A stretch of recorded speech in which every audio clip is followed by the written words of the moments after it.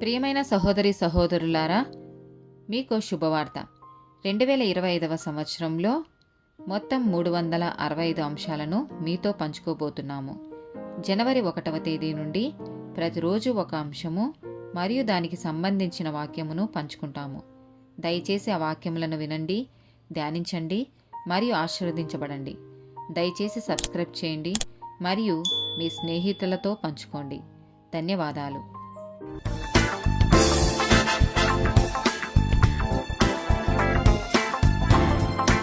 95th day topic విభజింపబడిన హృదయము. మొదటి సమూయేలు గ్రంథము 7వ అధ్యాయము 3వ వచనం.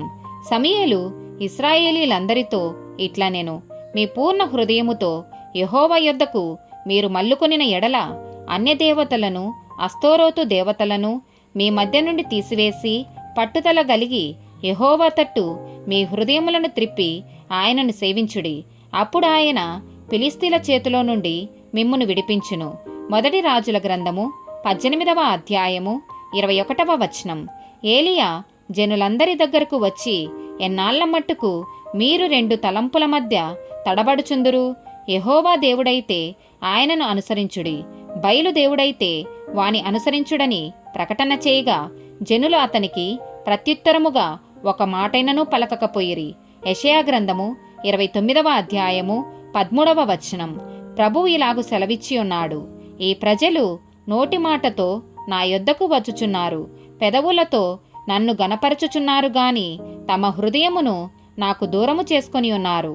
వారు నా ఎడల చూపు భయభక్తులు మానవుల విధులను బట్టి వారు నేర్చుకొనినవి.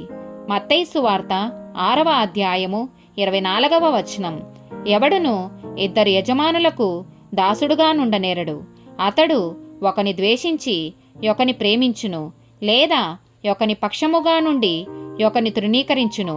మీరు దేవునికిని సిరికిని దాసులుగా నుండనేరరు. యాకోబు రాసిన పత్రిక 1వ అధ్యాయము 8వ వచనం. గనుక ప్రభువు వలన తనకేమైనను దొరుకునని తలంచుకొనరాదు.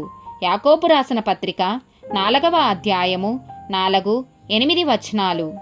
వ్యభిచారిణులారా, ఈ లోక స్నేహము దేవునితో వైరమని మీరెరుగరా? కాబట్టి ఎవడు ఈ లోకముతో స్నేహం చేయగోరునో వాడు దేవునికి శత్రువగును. దేవుని యొద్దకు రండి, అప్పుడు ఆయన మీ యొద్దకు వచ్చును. పాపులారా, మీ చేతులను శుభ్రం చేసుకొనుడి. విమనస్కులారా, మీ హృదయములను పరిశుద్ధపరచుకొనుడి. ఆమెన్.